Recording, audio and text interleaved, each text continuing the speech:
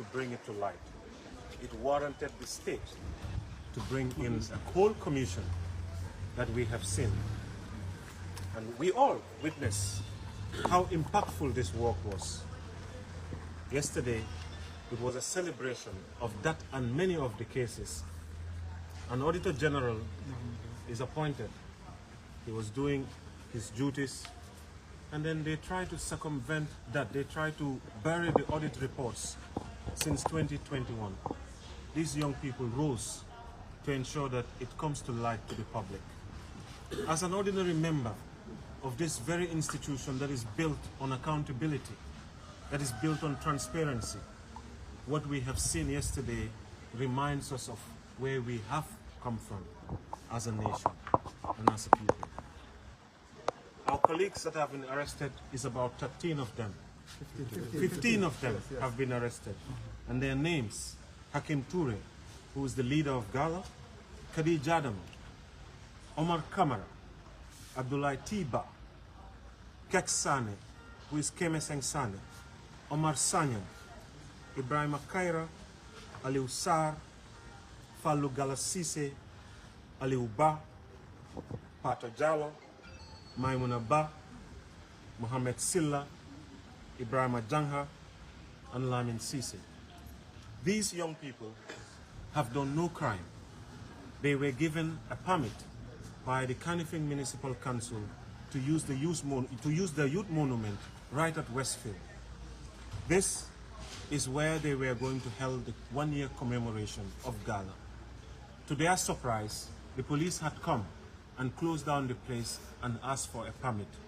For decades, this place has been used for events, and nothing is there. Nothing has been done by the police. Only when these young people say they are going to stand to commemorate accountability, transparency, and justice in this country, then we see the very institution that's supposed to be upholding justice come down there to treat them in such a way. The current condition of the 12 detainees that are at Kairaba police station. We have seen how overcrowded that place is. I have been there myself for days. We have seen the condition of the 3 people who are detained in Kotu police station, which is dubbed AKA Bambadinka. You can recall these names during the time of the former president, a way of bringing fear and intimidating people. Females among these arrested are there. Some of them have been denied basic sanitary equipment like pad. Family members have been denied visitation rights. People just being arrested and kept incommunicado. We express our utter disappointment of Commissioner Jao. Whoever he is, I don't know, but I think that his lack of understanding, his stupidity, reflects that of the Inspector General of Police. That your men will come down to the ground without any lawful understanding of what laws people are breaking, only to be arrested. They only expose their own ignorance.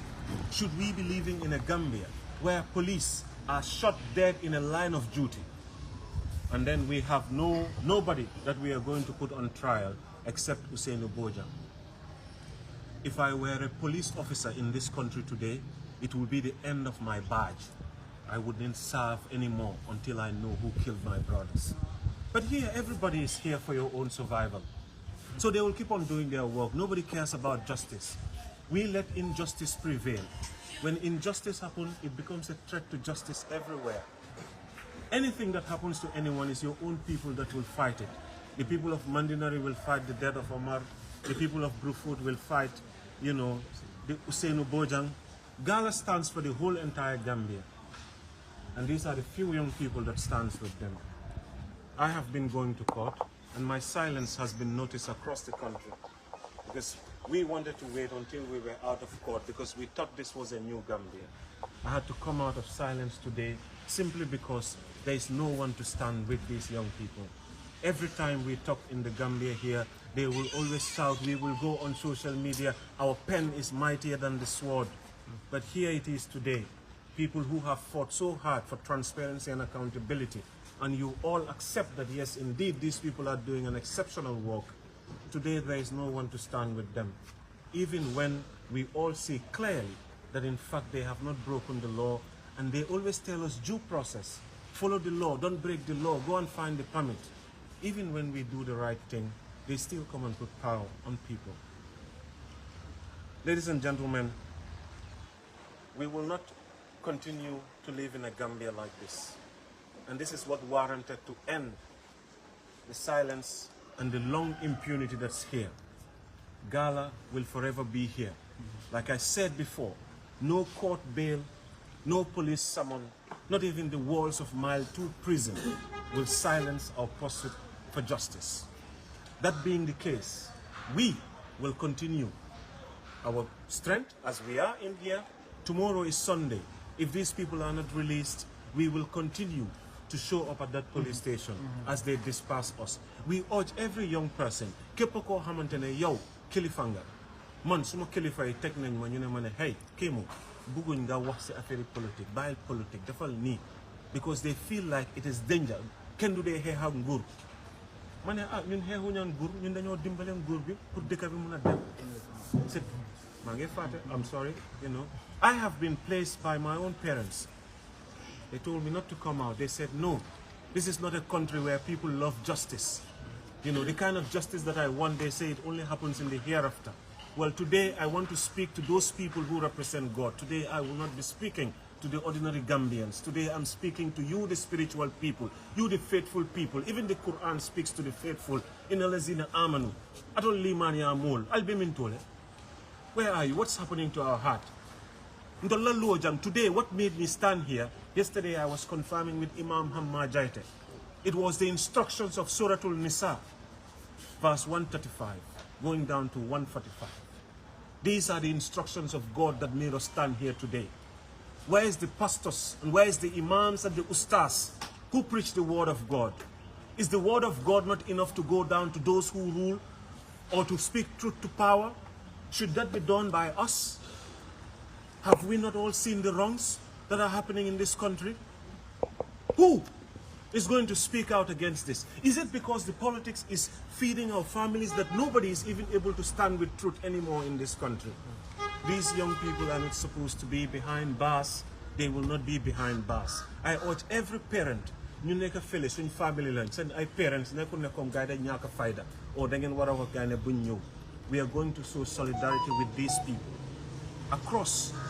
If they bring them to court on Monday, then buga hamne ken needed permit. So them court. Na deka bi yeb joke. At least su nekkee benn 30 minutes la sax nga ñëw dox nga won guys solidarity. So you wave guys nga dem. Why then make sure that Monday su ñuy di dem court ñu feesal bunti court bi fii. Wherever the court might be. Loolu mooy loo xamante ne moom lañ war a def. Ëllëg Sunday la yéen a ngi toog seen kër. Lu ñoo def fii pour seen ëllëgi xale la because amoon na time fii seen doom yi. There was a time in this country where they took your children and hide them and you couldn't do anything. When you see such a situation is repeating itself, even in a subtle way, you must stand against it. So loolu moo ñu war ñun waa dëkk. Loolu moo ñu war ñun waa dëkk. Te koo xamante ne yaa ngi anyone who has faith and iman knows that what has happened here has not gone in the right way and that we must really stand. So tomorrow we will continue to go down to the station until these people are released. And if they are not released, Monday also, we will continue and come and show solidarity at the court here. And this is the message that we have to send. My colleagues will translate this in Wolof. Ngeen balal ñu because wax neexut te dëgg bi. And of course, you know, my dear friend Aliou Bah, I pay tribute to a great patriot, an African hero, a man of humanity. But every time Aliou has been arrested, Aliou is arrested in the most brutal way. And not once have they found any fault in why they should arrest him. This must end. You see how Omar died. It's as if the police have not learned. I'm warning the Inspector General of Police, Sidi Mukhtar Toure. Sidi Mukhtar, you are a public servant. What is warranting this that is happening in our country? I will address you as a citizen because I am concerned with the actions of your men. It seems as if there is no professionality in the police. Atol police ol men bebe Gambia mbal Daniela atol la brodal yawol le fajang and atol be yalo ne Ousseynou Make. The whole country knows that Ousseynou Bojang did not kill these people. But what did we do? We let this happen. We let the man drag into court for almost 2 years with a lactating mother. That is still paining me and is still boiling my heart, Sidi Mukhtar Toure. and you as a human being, you should speak to your own conscience. You are not placed by anyone. You are placed by the Gambian people, and you are paid by taxpayers' money. So let the police live up to their expectations. Thank you very much. Thank you. Thank you very much.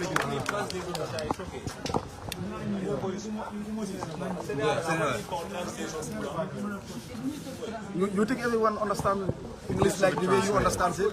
No, we are talking to these masses, bro. Come on, bro. We are not talking to the English speaking people.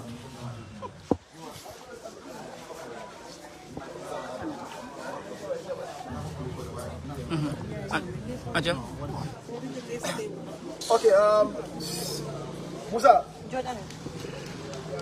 Okay, assalamualaikum mbokk yi ñu ngi leen nuyu ku nekk sa tur ak sa sadda maa ngi sadda suma collègue bi mu doon waxtaan ak yéen léegi-léegi si kàllaama angale lu mu doon wax noonu si angale lañ bëggoon a translate si olof rek maa ngi fi am tamit suñu beneen collègue boo xamante ne moom it dina ko def si soose jos so nga xam ne comme like bëgg nañ waa dëkk bi yëpp xam lan moo xew comme nga nekkul ne ñëpp a dégg angale soo moo tax ñu boo ko def si local language yi si dañuy translate ko so ñu leen di gërëm di leen sant di leen wax ne te dañ fi taxawaaye naxar suñu xol neexul lu tax suñu xol neexul nag mooy foog naa ñun yëpp réeré wuñ mbir ne comme suñu mbokk yi suñu ay brothers ak ay sisters lañ arrest la moo tax ñu arrest leen foog naa ñu ne xam nañ ne am na mbootaay bu ñu naan gala nekk na fii nag wadiya maanaam benn at so lu ñu fi nekkee benn at nag léegi at boobu lañ bëggoon a ñëw teewal si monument bi ñu loolu muy xewee nag lu ñu war a def yëpp fu ñu war na jaar yëpp pour def ko mooy pour toppa due process defoon nañ ko mooy dem si council bi lu waa laaj yëpp mooy dem si council bi nga wala ne nga soxla place bi ñu jox la ko ñu laaj la looy fay nga fay ñu jox la seen ay kayit joxoon nañu kayit loolu yëpp defoon nañu ko ba ñu jàppa bés bi barki dema la nag la loolu waroon a xew asafula dema la waroon a xew dema buñ eewoo ñu ne kenn eewu comme ne comme da nga eewu pour ñëw jànkuwante ay police wala ñu la arrest fii wala ñuy dóor kii wala di yóbbu kii fii ak fale day ñëw pour war a ñëw prépare indi ay toogu ak ay yooyu ñu commencé loolu and ñu gis ne police yi ñëw na bu gaa yi ñëwee nag gaa yi ñëw fekk fa suñu gars yi laajte leen la lu xew ñoom ñu ne dañ leen wax ne daal dañ am ordre bu jógee from the top maanaam si angale mooy ordre bu jógee ci kaw bu ñu xamul fu mu jógee ne waruñoo def suñ programme bii nga xamante ne mooy suñu wan ya commémoration lañ bu ñu waroon a def suñu gars yi nag wala ne loolu mënuñu koo tere parce que place bi dañu koo jox loi tamit moo ñu doole la pour ñu war a def lu ñu war a def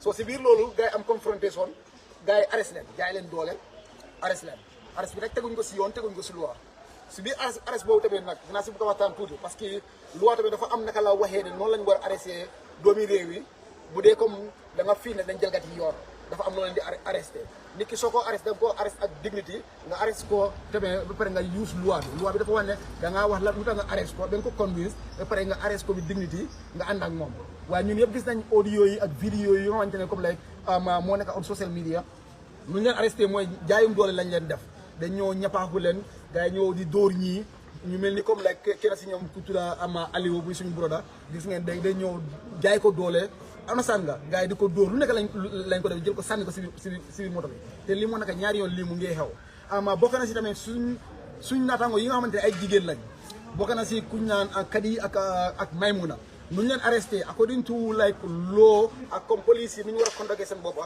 sooy arrêté jigéen da nga allow police bu jigéen arrêté ko waaye dañ gis ne comme harassment moo fa am harassment si angale mooy comme góor di ñëw di ñapaaxu jigéen te loolu is not right loolu is harassment mënoon nañoo indi seen police yi jigéen ñu arrêté jigéen yi góor yi arrêté ñeneen waaye góor yi ñoo ñapaaxu jigéen yi te loolu is harassment te loolu ñu ngi ko condamné tamit ba léegi nag loolu bu xewee tamit gis nañ ne jël nañ leen yëpp gars yi dem yóbbu leen paak leen fuñ naan Kairaba police station ñoom fukk ak juróom ñoo fa nekk gars yi yóbbu leen police Kairaba police station so bokk na si fukk ak juróom yooyu seen tur yi laa bëgg pour limal leen ni ngeen pour waa dëkk bi xam kan ak kan moo fa nekk so fukk ak juróom yi mooy kuñ naan Hakim Touré Kadi Jadama Omar Kamara Seybo Aliou Tiba Kek Sané Omar Sanyang Ibrahima Kaira Aliou Sarr Galas Aliou Ba Fatou Diallo Maymouna Ba Mohamed Silla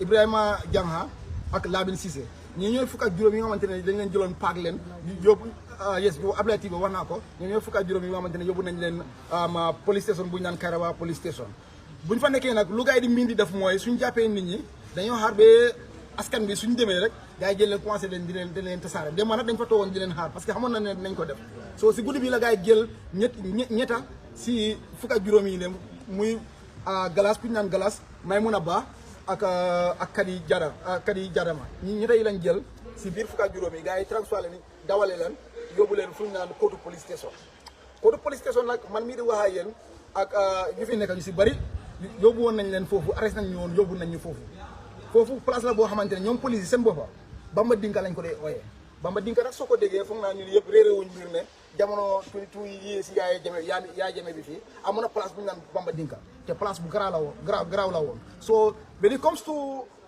police station si Kotu moo gën a garaaw moo tax ñoom police yi seen boppa ñu ko ooyee Bamba Dinka parce que place la boo xamante ne 2 by 2 mètres la ba pare amul ventilation benn planter bu ndaw moo fa nekk mu leen dem mbé parce que man nekkoon naa si biir xam naa si biir nu mu demee soo ñu jël suñu ñaari jigéen yoo xamante ne ay jigéen lañ ay niw doole lañ ñu yóbbu leen foofu paak leen foofu bokk na si loolu ñoo naxarloo tamit lu ñu leen fay yóbbu mooy jigéen yi ñu dem xam nañ ne si monti jigéen yi lañ nekk ngeen baalal ma waaye di saa things yoo xamante ne comme foog ñu wax ko parce que ay jafe-jafe yoo xamante ne la ñu ngi koo teg suñu cobré si te ñun suñu ba dara ñi nga xam ne jigéen yoo xamante ne comme toll nañ seen ay weere bokk na si suñu gars yi ba pare si biir loolu pour ñu am seen sanitary pads yi ak yeneen jigéen yi yu ñoo jëfandikoo ak yu demee noonu sax it's a problem because dañ leen keep communicado si angale mooy ne kenn du leen gis starté ko Kairaba police station ba kooku ñu ne bu ñu fa demee dañ ñu ne ñoom day am order bu jógee from the top like they always say xam nga ban top la ak ku mu ni doon on a sanga ñun ñoo leen wax ne ñii kenn bu leen gis te lu ñu understand si loolu mooy comme like violation la pour seen rights yi pare because each and every day nii biir su nekkee da nga rey nit am nga raay pour sa mbokk yi xam fan nga nekk am nga raay pour sa mbokk yi gis la am nga raay pour sa council yi mooy sa lawyer ñi nga xamante ñoo lay taxawal si côté yi ñu gis la am nga raay pour ak kenn ko xamante ne comme lay dafa soo sympathie wala solidarité pour mu gis la loolu ñu ngi noonu ay nañ leen ko loolu nekk na loo xamante ne tamit comme like ñu ngi koy météo ba léegi tamit nag lu ñu ba léegi ñu ngi jéem a wax askan wi ne xam nañ ne gars yi dañoo bëgg a jël advantage of 72 hours yi parce que loi bi moo leen may right boobu ne kum jàpp mën nañ laa jàpp ñetti fan muy 72 hours loolu te loolu Monday la moo elapse so Monday xam nañ ne dinañ leen yóbbu si court si so si biir press conference bi fii ñu ngi appeal on everybody pour on Monday bëgg nañ ñëpp ñëw teewee comme lay court bii nii ñu ñëw si court bi ñëpp ñëw ñu wone seen solidarité parce que ñii ay suñu ay brothers ak sisters la yoo xamante ne comme defuñ dara yaaxuñ loi bi moo ñu dooleel ne comme like we have right to assembly maanaam mën nañoo ñëw ñu dajaloo fu ñu bugg a dajaloo su nekkee ne moving from one place to another with a PA system maanaam yi amee ay mic ak yi demee noonu amuñ benn soxla pour dem si IGP yi pour wax ko bu jox ñu permit fu ñu doon dajaloo monument bi la commémoration lañ doon def maanaam dañ doon jox ama màggal bés bu gala judd woon nekkul dañoo move from one place to another on a sànga soo amuñ benn soxla pour dem si IGP bi pour mu jox ñu permission boobu noonu te loolu moo tax suñu gars yi resist and we will keep on resisting on loolu lu ñu waroon a jox nag si wàllum ay kayit si council bi muy KMC loolu yëpp def nañ ko lu ñu waroon a fayoon nañ ko ba ñu jàppal bés bi doole leen jaay suñu gars yi ba pare ñu lifin léegi ëllëg nag tey dañ waroon a génn waaye suñ council yi ñoo ñu ñaan ngir yàlla ak yonti bi ñu ne génn bi tey ñu bàyyi ko ba suba parce que am nañ yaakaar ne dinañ leen bàyyi tey parce que loo yaay di ngi waxtaan loo moo tax suñ génn bi tey ñu bàyyi ko waaye ëllëg suñu leen bàyyi tey ñu ngi wax everybody ne ëllëg na ngay xam ne kon dañoo arrest moom parce que ëllëg dañoo génn may na ñu arrest ñun yëpp nañ ñu arrest nañ ñu rey lu gars yi mën a def na ko gars yi def waaye dinañ génn ëllëg on sax ñu arrest ñu boole ñu suñu gars yi téye suñu paree ñun yëpp ñu yóbbu ñu koor ñu wax ñu ñoom fan lañ teg ba lu wàll la gars yi sukkandikoo pour war ñoo arrest loolu du bëgg nañ mu nekk loo xamante ne dafa leer ba pare si anam bu ñu arrêté suñu gars yi mooy jaay doole boobu noonu ñu ngi wax police officer yi ne ñoom yëpp ñu leen a ay maak ñu ngi wax police officer yi ne na ngay understand ne ñoom public servant lañ na ko gars yi solo uniforme boobu pour serve ay benn 50 people wala few authorities dañ solo uniforme boobu pour ñu nekk mbindaani askan wi seen commencé ko seen uniforme bi seen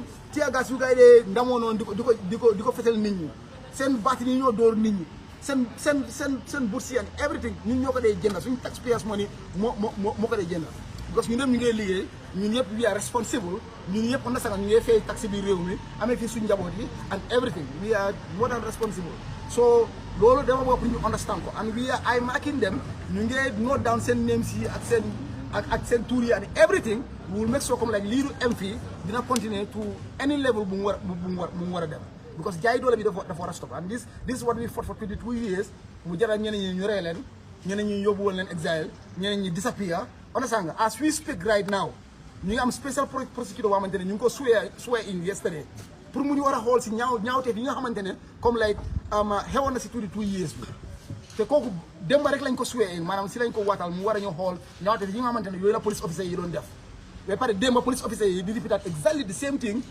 luñ swear in the same police special prosecutor boobu noonu so li moo nekk suma dama gàttal affaire bi because suma mbokk bi tam dina ñëw wasi soose ma emale fii suma kàddu yi for now thank you very much.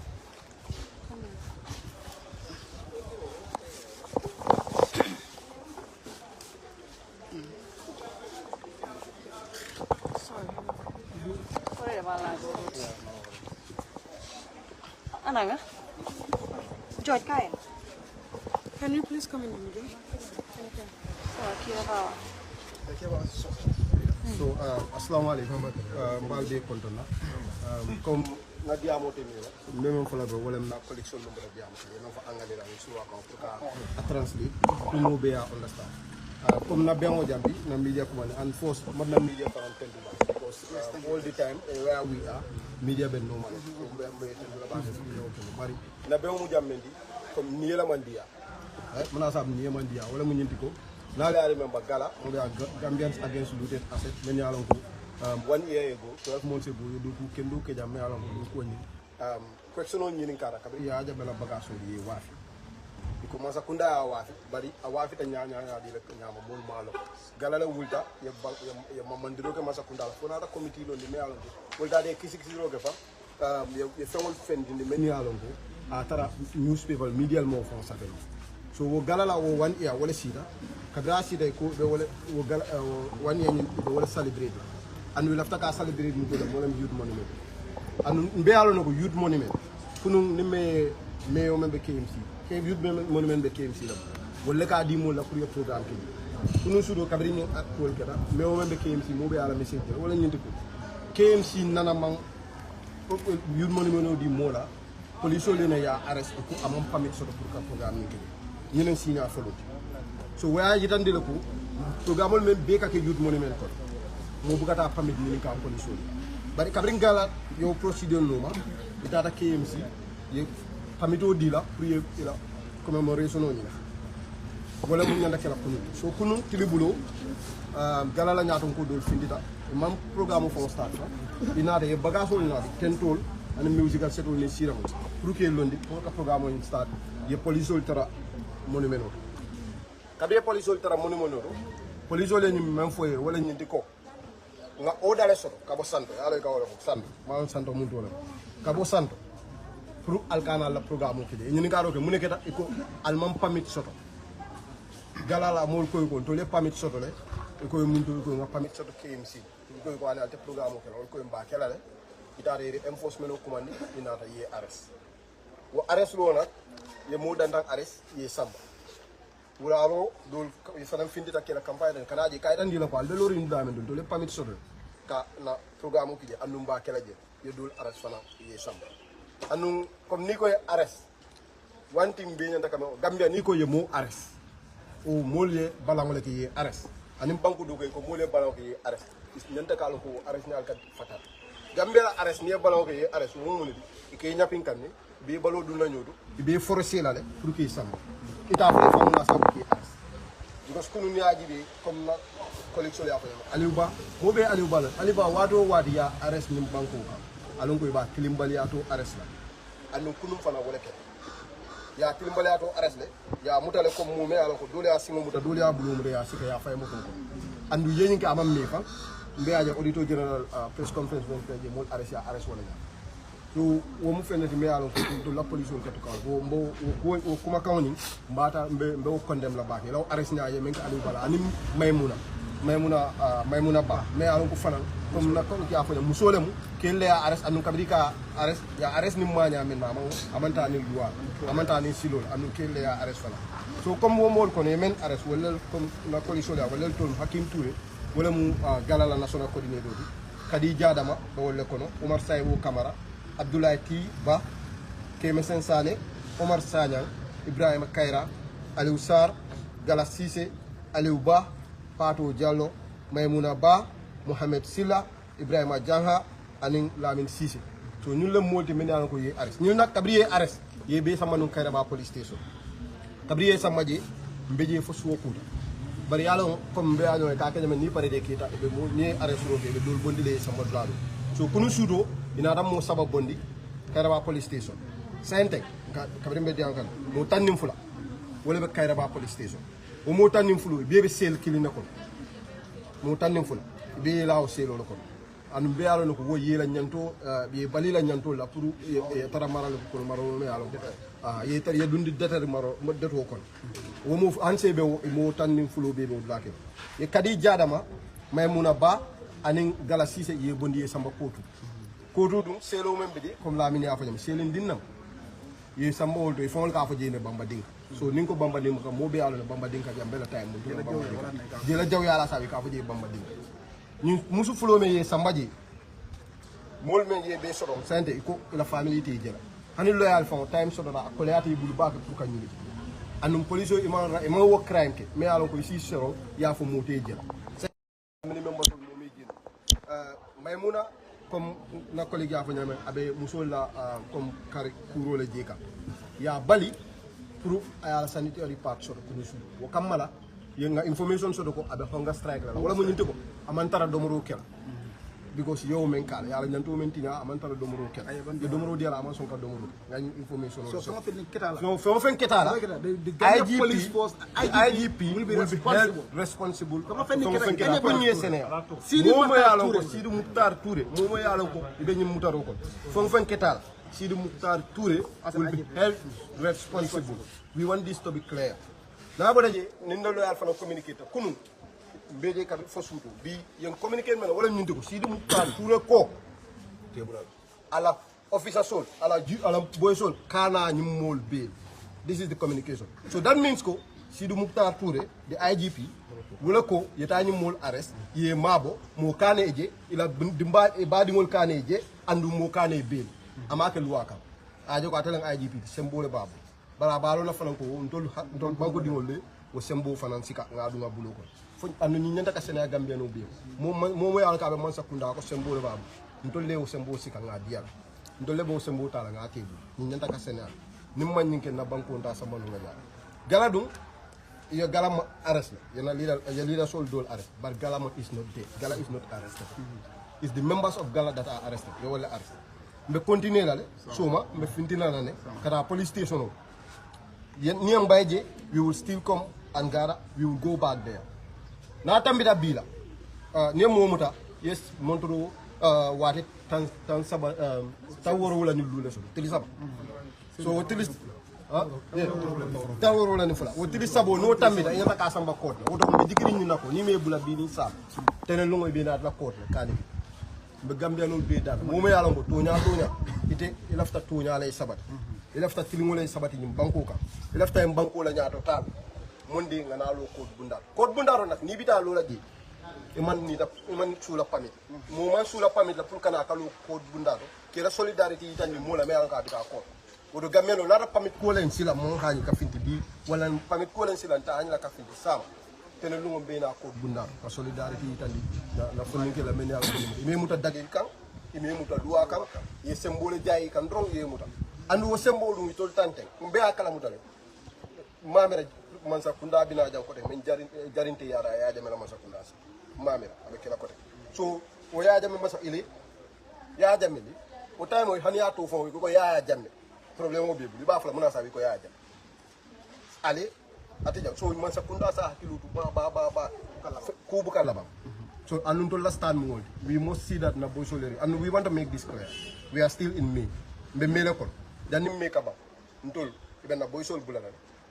mbe commemoration o kela and mba kela youth monument the only reason muna san ta kela youth monument nin KMC ko mole ko ngala pamit libo o doro na ba sa wala ta kela youth but I koy man sakunda ko tol mbe na commemoration o kela in this meal mba kela youth monument pro message ni way clear. Thank you so much. Thank you. You want to say something?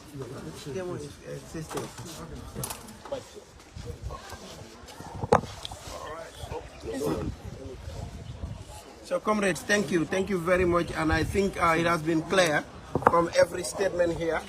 And why we are here today is to show our frustration and disappointment with the Gambia Police Force, and of course by extension to the executive, and that is the president and his cabinet, all of them, because this has to do with everyone who is in that office. To say the youth monument, this was not the first time people have been putting events there. People even put Tanaber in the youth monument. They put Ngentes, they put Gamos and everything. And whenever they are doing these things at the youth monument, they don't require any permit to it. Just 2 weeks, April 10 Event 11 was the least one, and it was co-organized with Gala and some other organizations, Team Gomsabopa and every other thing. So we cannot understand why are Gala now the target.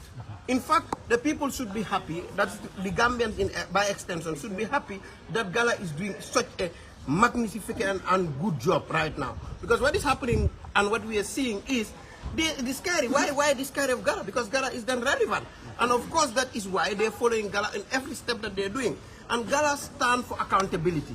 Gala stands for justice. So today having Gala being put behind bars, leaving criminals lingering when the police officers and other authorities should have gone and chased those people, it's so disappointing to say the least. Again, we are calling on the government. We are saying we have currently the 87th event of the Africa Commission on Human People's Rights in Gambia currently happening. And we are engaging commissioners and the special rapporteur to say that the country that you believe is championing democracy, human rights, is abusing citizens who are harmless, who are just waiting in a place to commemorate their event. So this is the biggest disappointment we are having, and we will ensure that everybody, being the commissioners, being the special rapporteurs, and everyone who is in this country is served with a petition. And in that petition, we will also ensure that we go into those hotels, because people do their events. Are people in Paradise now asked for a permit? No. Are people in OIC being asked for a permit? Are people in Karaba Hotel being asked for a permit? So why are exactly right now there is a program happening there? In so the State House. And why isn't it that the people Gala who were supposed to do a peaceful commemoration? In fact, you see, and that is what is telling you, and the hypocrisy in this government. One is the government who put with the National Assembly a special committee that was looking into this. And the report had came to vindicate both Gala and then the reporter of Mustafa. So what that is telling you is the government should even have been supporting Gala's initiative to get more things if they were ready for wisdom, if they were ready for the good and goodwill of this document and accountability. But the fact that the government is now targeting Gala raise more eyebrows. Again, I'm calling on the members of the civil society and the opposition. They need to come out. We need to come out, show solidarity and stand with our youth. Stand with our comrades who are currently now under custody. Members of the oppositions, what are you waiting for? We have not been seeing you. By time now, we should have heard and hear from the opposition leaders denouncing this act as a gross violation of human rights. The civil society, by now we should have been flooding into the Senate and the court. Again, we want to thank also the Gambia Bar Association. We have seen the pool of lawyers that they have brought today, this morning, and we want to encourage everybody to follow. As the colleagues are saying, this is not ending. We are trending, and we will ensure that these boys are released henceforth. If not, we are calling the government. And also, I have been in Kotu, and I have seen the conditions of the people who are there. We are saying anything that happens to these detainees, the government and the Gambia Police Force will be held accountable for those actions. And we are saying it here loud and clear because we have seen and we've seen their condition. They are not criminals. They are young people who stood their right to ensure that justice, transparency, and accountability in this country is being seen and adhered to. So I thank you all for your attention.